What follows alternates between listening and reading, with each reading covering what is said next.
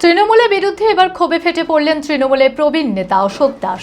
তৃণমূল মুখ থুবড়ে পড়েছে, এর জন্য একজনকেই দায়ী করছেন তৃণমূলের প্রবীণ নেতা অশোক দাস।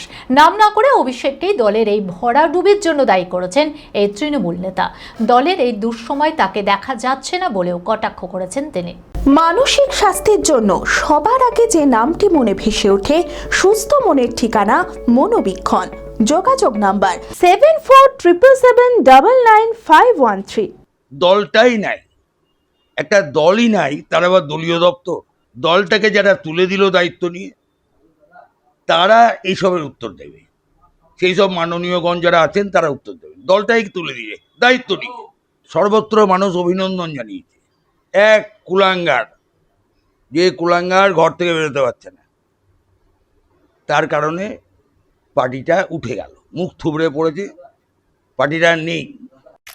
আমি আমার ফেভারিট, আমার মতো আর কেউ।